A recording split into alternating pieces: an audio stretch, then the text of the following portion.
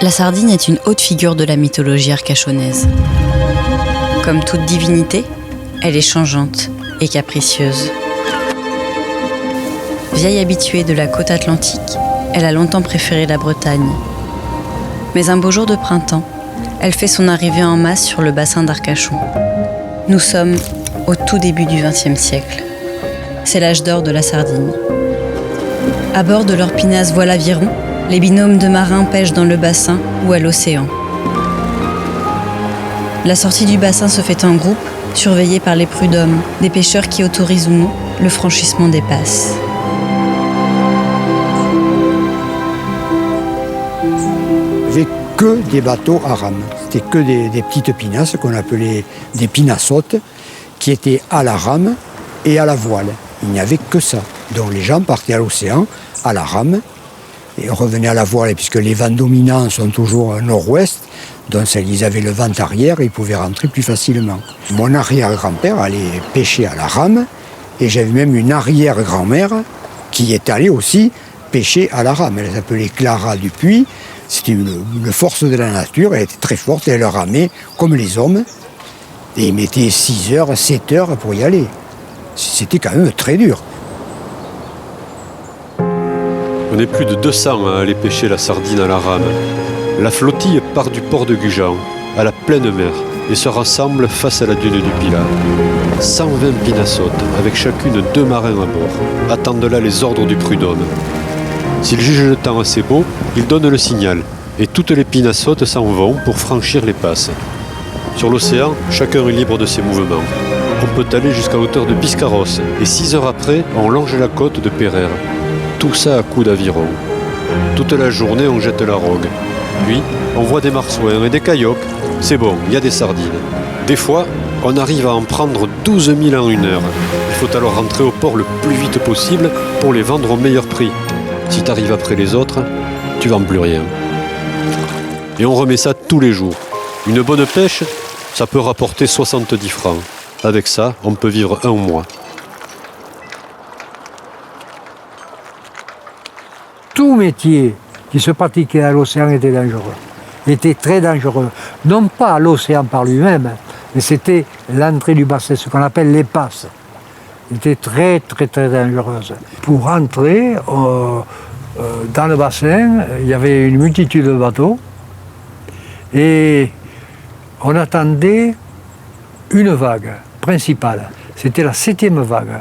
On comptait une qui rentrait, 2, 3, et la 7e qu'il fallait prendre, si vous preniez bien cette vague, elle vous rentrait toute seule dans le bassin. On appelait ça rentrer à l'embellie. C'était excessivement dangereux et il y a eu beaucoup de noyades.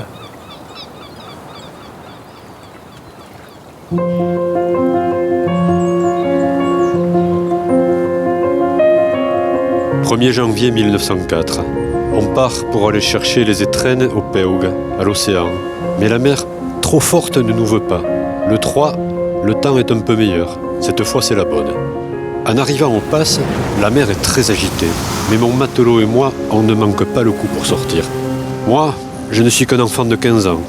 Mais mon matelot est un homme d'expérience. Il me dit « On va passer la journée tout mouillé. Alors, au risque de s'attraper du mal, on fait demi-tour. » Les 3/4 des marins sortent quand même à l'océan, mais les autres s'en retournent, comme nous. Les jardinaires ont le temps de bien pêcher, mais il faut rentrer car le temps se dégrade. Alors que j'approche de la passe, le drame arrive. Le père-barrière chavire. La panique s'empare des marins. D'autres chavirent aussi. Le Saint-Georges, sur son retour, embarque la plupart des matelots à son bord. Mais pas tous. Le vapeur est déjà surchargé. Certains veulent sauver leur pinasse. Une quinzaine seulement y arrive. Vers 4 heures, les rumeurs commencent à arriver au village. À cette époque, pas de téléphone. Le premier entrée donne l'alerte. Alors, c'est la ruée vers la gare pour le train de 5 heures. Les femmes sont dans tous leurs états, même celles qui ont leur mari au port avec le bateau chargé de sardines. Finalement, tous les pêcheurs s'en sortent et les seuls dégâts sont matériels.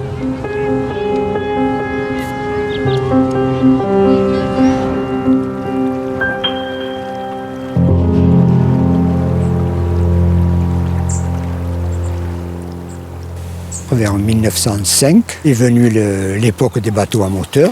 Les premiers, c'était avec des moteurs Quach et Castelnau. Et là, c'était des moteurs qui faisaient 20 chevaux. Bon, mais enfin, ça aidait les gens, ils n'avaient plus besoin de ramer. Et les bateaux ont pu être plus grands. Donc, il y avait des bateaux qui faisaient 10 mètres, 10-12 mètres. Ils étaient 7-8 par bateau. C'est devenu un peu plus industriel, quoi. Ça s'est un peu industrialisé. À partir de là, et jusqu'après la Seconde Guerre mondiale, les marins continuent à pratiquer la pêche au filet droit, avec ces pinasses qu'on appelle les pétroleuses. Elles sont pontées avec un intérieur creux, où peuvent s'empiler 4 ou 5 petits canots. Sur les lieux de pêche, les sardiniers montent à bord de leur plate avec un filet bleu en coton, quasi invisible dans l'eau, et un baril de rogue. À cette époque, Claude et Henri sont de jeunes adolescents qui apprennent le métier de pêcheur aux côtés de leurs aînés.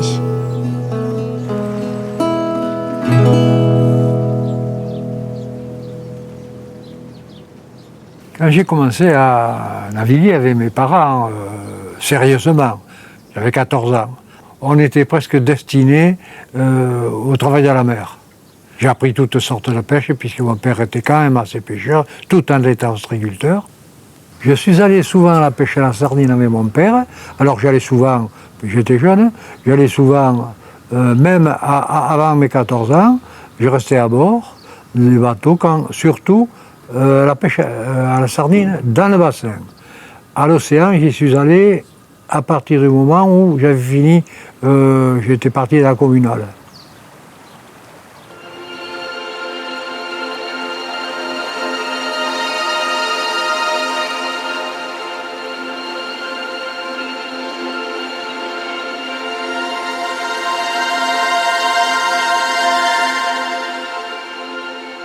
On partait avec la pinasse, les bateaux, donc on avait embarqué les barils de rogue qu'on appelait, c'est-à-dire des grosses barriques de morue salées.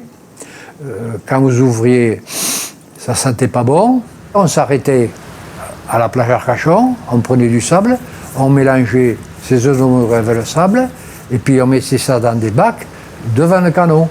Donc on arrivait à l'océan, on descendait un canot à l'eau, on prenait un canot à l'eau, un marin se mettait à bord avec son filet derrière et son bac d'appât devant. Et il commençait à défiler son filet et à pêcher. Et plus loin, beaucoup plus loin, on mettait un autre canot qu'on posait comme ça. On posait 3 ou 4 canots en fonction du nombre de canots qu'on avait à bord, quoi. Et puis l'un restait donc à bord de la pinasse. Et puis dès que semblait avoir bien pêché, il mettait la rame comme ça en haut, donc celui qui était à bord voyait, il allait avec la pinasse, il allait au canot, il embarquait avec lui, il le tamisait, et puis hop, il remettait à bord, et puis il se remettait à pêcher. Quand on arrivait, chacun allait étendre son filet, car le filet appartenait au pêcheur, il n'appartenait pas à l'armateur, il appartenait au pêcheur. Chaque pêcheur était responsable de son filet. Ils avaient des filets pour la pêche dans le bassin, mais elle était assez courte à la période de le bassin. Ça allait de mars à mai. Par contre, après, ils allaient pêcher à l'océan, comme en octobre, novembre.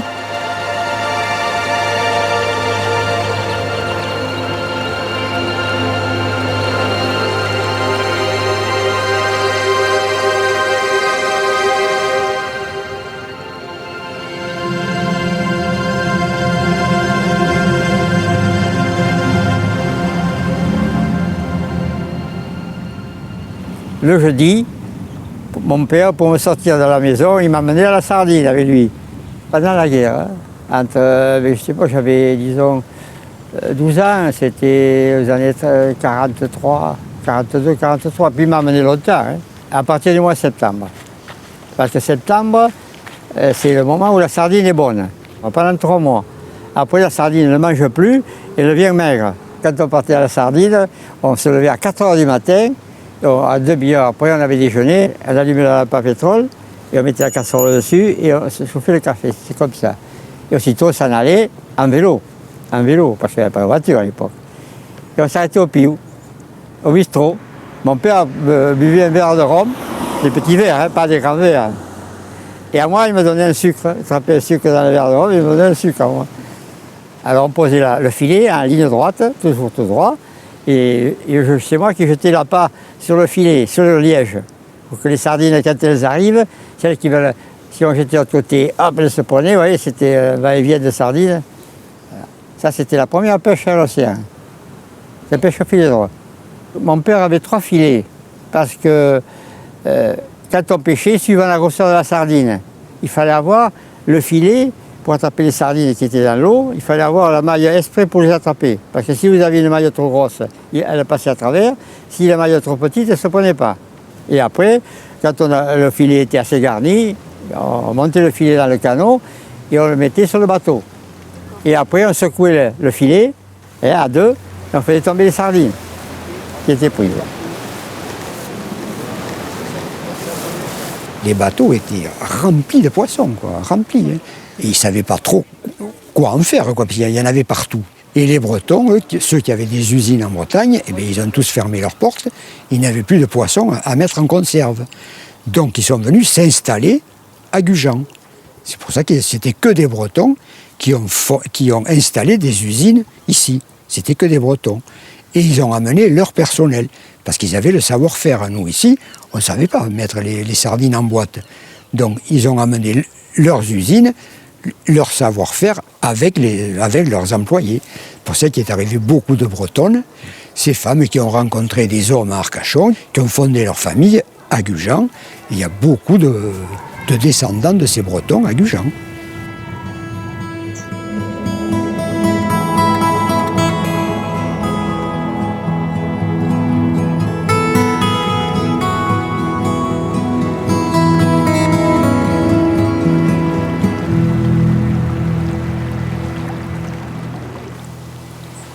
Nous sommes sur le port du Canal où il y avait 3 usines de sardines, de conserverie, dont une derrière nous, dont il reste encore le bâtiment. Et ensuite, il y en avait une autre qui était Tessonneau, dans la petite rue perpendiculaire, mais maintenant elle a été détruite et c'est Couache qui a occupé les lieux. Voilà. Et là, nous arrivons sur le port, là où arrivaient les sardines. Les bateaux sardiniers arrivaient dans cette darse et déchargeaient le poisson sur les quais. Là, les femmes arrivaient avec les brouettes, ou des hommes qui travaillaient à l'usine, prenaient le poisson et l'amenaient à l'usine où là, ils coupaient la tête, ils les vidaient et ensuite ils les faisaient tremper dans des bains d'huile, ils les faisaient cuire, ils les mettaient en boîte et hop, tout partait par chemin de fer. En 1925, le bassin d'Arcachon recense une quinzaine de fabriques de poissons.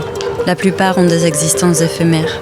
Après la Seconde Guerre mondiale, seules 7 d'entre elles sont encore établies, de la Hume à Gujan.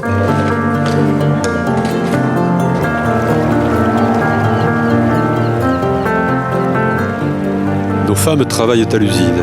Les sirènes des conserveries et de la scierie Fourcade les préviennent de l'heure de l'embauche et de la débauche. On a fait appel aux pennes-sardines pour leur donner une formation. Ah, ces sacrées bretonnes avaient leur coiffe sur la tête et leurs sabots aux pieds. On les voit arriver bras dessus, bras dessous, en chantant, et ça nous donne le sourire à nous autres marins. De notre côté, on charge nos casiers de sardines et on les glisse sur la Hagne, au canal ou à la Rosse, au pied de l'escalier du Christ. Là, les marchandes de poissons nous attendent avec leurs charrettes, Lucartung, pour aller les vendre au village. Il y avait aussi l'Encan, vous allez amener le poisson. C'était là où se trouvait autrefois le syndicat des marins. C'était là qu'il y avait la vente aux enchères. Mon arrière-grand-mère, dont je vous ai montré tout à l'heure le fameux panier, elle allait acheter le poisson là-bas à l'Encan et elle allait le vendre à Bordeaux. Elle n'était pas seule, elles étaient une dizaine ou une quinzaine de femmes de marins comme ça qui allaient vendre le poisson à Bordeaux.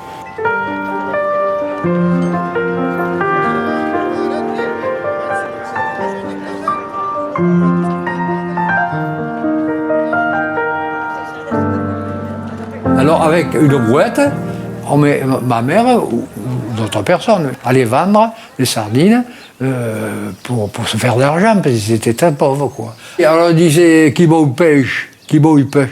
C'est du patois. Qui veut du poisson, qui boit ou pêche, ou alors les royans, les beaux royans. C'est une sardine, le royan, dont on enlevait la tête et les tripes. On les salait, on les laissait sécher. À un certain moment, 2, 3, 4 jours, on les faisait cuire sur le grill avec des pommes de terre bouillies. Et elles avaient un goût particulier. Quand j'avais 18 ans, un Gujanais, M. Cristal, a acheté ce bateau, qui est un bateau basque, qui s'appelait la Marie-Louise, car on a changé complètement de pêche. On a commencé à faire la pêche à la boulinche. Ce filet, donc, c'est un filet donc, tournant. Et c'est mon père qui était le patron, comme il connaissait bien. Et à bord de ce bateau, il y avait au moins une dizaine d'hommes d'équipage, parce qu'il fallait tirer les bateaux. Alors, il y avait 2 canons, juste 2 canons sans filet, qui étaient posés à 20-30 mètres de distance. Ils essayaient de faire monter les sardines à la surface. Quand, on appelle ça les boules de sardines, quand les 2 boules étaient prêtes, petit à petit, ils se rapprochaient pour les réunir. Et quand ils étaient réunis, on levait la rame et ceux qui étaient à bord tournaient autour du bateau, des canons, pour les rendre prisonniers. Il y avait des anneaux en bois dans lesquels passait un câble. On tirait sur ces câbles, dont on fermait le fond. On attrapait comme ça. Comme c'était lourd, il y avait un treuil qui les aidait. On chavirait, allez, on attrapait ça et puis on les mettait à bord. On appelait ça les salabards. Mais mon père avait ça en lui. Il avait la passion de cette pêche et puis il avait quand même un certain don. Mes parents, mes grands-parents aimaient leur métier. Et moi, j'ai commencé à ne plus l'aimer. Et il y en a beaucoup de mon âge qui ont abandonné le métier parce que il était trop dur, il ne rapportait pas en fonction du temps qu'on passait. Au milieu des années 60, les dernières conserveries ferment. Les sardines, qui pendant plus d'un demi-siècle ont décoré les mailles arcachonnaises d'une broderie argentée, partent vers le sud sans jamais se retourner, dédaigneuses d'un bassin où elles furent un temps si nombreuses.